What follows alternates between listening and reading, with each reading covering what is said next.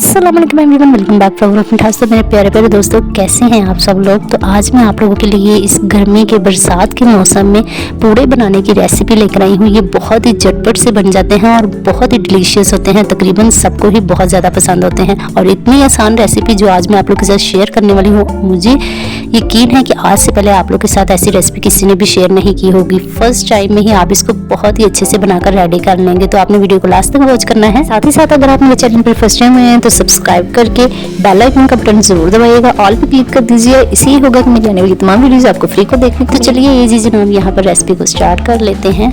तो जी 1/4 टीस्पून के बराबर यहाँ पर मैंने सौंफ ले ली है। इसको मैंने दोड़ी डंडे के साथ अच्छे से कूट लिया है और 3 अदद छोटी इलायची ली है। इसको भी मैंने इस तरीके से पीस लिया है। तो ये बस आप लोगों ने इतनी ही ऐड करनी है। उसके बाद यहाँ पर हमारे पास गुड़ है। ये गुड़ मैंने अच्छे से पीस लिया है। ये जो कप है ना, इसी के मेजरमेंट से मैंने 1.5 कप गुड़ का लिया है और इसको इस तरीके से ना क्यूब्स में आप लोग किसी तरीके से भी इसको पीस लीजिएगा। और यहाँ पर ये जो घर में आमतौर पर हमारे पास कप होते हैं ना, ये 1 कप लिया है मैंने मैदे का और 1/2 कप लिया है गेहूं का आटा, जो आमतौर पर घर में अवेलेबल होता है। और यहाँ पर हम लोगों ने 1/2 कप ही पानी का लिया है। ये आमतौर पे जो घर में यूज़ होते हैं ना कप, उसी में से ही मैं आप लोग को ये रेसिपी बनाना सिखाऊंगी ताकि बहुत ही आसानी से आप लोग इसको रेडी कर सकें। बहुत से लोगों के पास यहाँ पर मेजरमेंट्स कप नहीं होते, इस वजह से। तो यहाँ पर आपने 1 अदद बाउल ले लेना है और इसमें आप लोगों ने ये जिसको हम लोगों ने गुड़ को पीस लिया था वो ऐड कर देना है। उसमें 1/2 कप के बराबर इसमें पानी ऐड कर देना है और अच्छे से हमने इस तरीके से पानी और गुड़ को मिक्स करते जाना है ताकि जो गुड़ है वो अच्छे से पानी के साथ डिजॉल्व हो जाए और अच्छे से आपको इसको मिक्स करना है। इसके अलावा इसका कोई भी तरीका नहीं है, इसी तरीके से आपने इसको करना है। थोड़ा सा टाइम लग सकता है लेकिन ये बहुत ही अच्छे से मेल्ट हो जाएगा। तो ये देखिए इसके ऊपर एक डस्ट सी आ चुकी है, आप लोग देख सकते हैं। तो इसको मैं अच्छे से छान लूँगी, स्ट्रेन कर लें इसको आप। और अब आपने इसमें से जो हाफ है ना वो निकाल देना है। 1/3 कप के बराबर मैंने इसमें से निकाल लिया है और इसमें जो 1 कप मैदा था वो ऐड कर देंगे और जो 1/2 कप हमने गेहूं का आटा लिया था वो भी इसमें ऐड कर देंगे। गुड़ की चाशनी हमने इसलिए 1/3 कप निकाली है ताकि ये अगर इसकी कंसिस्टेंसी बहुत ज़्यादा थिक होगी ना तो हम लोग ऊपर से इसको मज़ीद ऐड करके इसकी अच्छे से थिकनेस बना सकते हैं। लेकिन अगर इसी तरीके से आप लोगों ने जिस तरीके से इसको मेल्ट किया है और इसी में ही आप इस तरीके से इसको ऐड कर देंगे तो इस तरीके से जो हमारा बैटर है वो ज़्यादा पतला भी हो सकता है। तो ये देखिए ठीक है, तो मैं इसमें थोड़ी सी इस चाशनी ऐड कर दूंगी और इस तरीके से थोड़ा थोड़ा ऐड करके इसको आप लोग मिक्स करते जाओ। आप लोगों को पता चल जाएगा कि इसको किस तरीके की आप लोगों को कंसिस्टेंसी चाहिए।